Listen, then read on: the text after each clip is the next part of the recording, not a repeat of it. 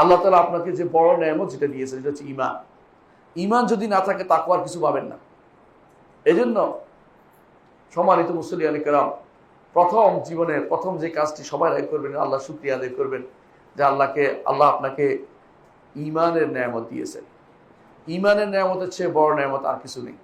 ইমাম ইবনে কাইয়্যিম রাহমাতুল্লাহ আলাইহি বলেন যে যদি কেউ ঈমানদার হয়নি তাকে নেয়ামত দিয়েছে এটা বলা যাবে না, বরং তাকে দিয়েছে কিরকম, দুনিয়ার বুকে মানুষ যেভাবে কুকুরকে হাড্ডি দিয়ে পিছনে পিছনে রাখে, সেরকম আল্লাহ তাআলা দুনিয়ার বুকে তাকে কোনো রকমে তাকে বাঁচিয়ে রেখেছে বলতে পারবেন।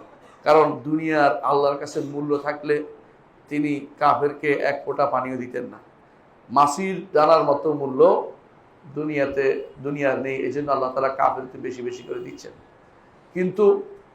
কিন্তু ঈমানদার যেহেতু আখিরাতে পাবে, ঈমানদার এই জন্য তাকে নেয়ামতের কথা বলা হয়েছে, সিরাতাল লাযিনা আনআমতা আলাইহিম, ওই পথটি আল্লাহ আমাদেরকে দিন যে পথে আপনি নেয়ামত দিয়েছেন, সেই পথটা হচ্ছে ঈমান।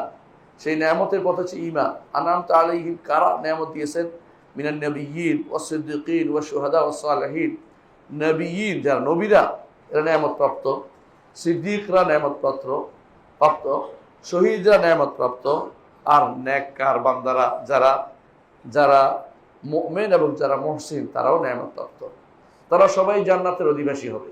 তাদের জন্য কারো কোনো চিন্তা করা লাগবে না। আপনি যে মুমিন এবং মুহসিন হইতে পারেন, নাম লিখে ফেললেই হবে না, নাম রাখলে হবে না। কাজের দিক থেকে আপনি মুমিন আর মুহসিন হতে পারলে জান্নাতে যাওয়া আপনার জন্য কোনো বিষয়ই না। আল্লাহ তাআলা আপনাকে জান্নাত দিবেন, ওয়াদা করেছেন, রাসূল বলে দিয়েছেন।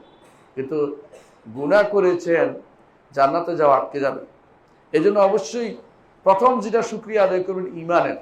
ঈমান থাকলে জান্নাতে একসময় যাবেন, গুনাহ করলেও যাবেন। ঈমানটা এই জন্য বড় নেয়ামত। এটা যদি না হয় তাহলে আপনি আসলে নেয়ামত পান নাই। এই জন্য আল্লাহ তাআলা কোরআনে কারীম বলেছেন, উলাইকাল্লাযিনা আনআমাল্লাহু আলাইহিম মিনান নাবিয়্যিন ওয়াস সিদ্দিকিন ওয়াশ শুহাদা ওয়াস সালিহিন। সুতরাং নেয়ামতুল ঈমান বড় জিনিস। আপনার ঈমানটা শুদ্ধ হয়েছে কিনা সবসময় দেখবেন। ঈমান শুদ্ধ আছে, আপনি বিশুদ্ধ আকীদার অধিকারী, সালাফি মানহাজের অধিকারী। আপনি আল্লাহর শুকরিয়া আদায় করবেন সবসময় যে আল্লাহ তাআলা আমাকে এই মানহাজের হেদায়েত দিয়েছে। সবাইকে আল্লাহ সেটা দেয় না, এই জন্য এই নেয়ামতের শুকরিয়া বেশি বেশি করে আদায় করবেন।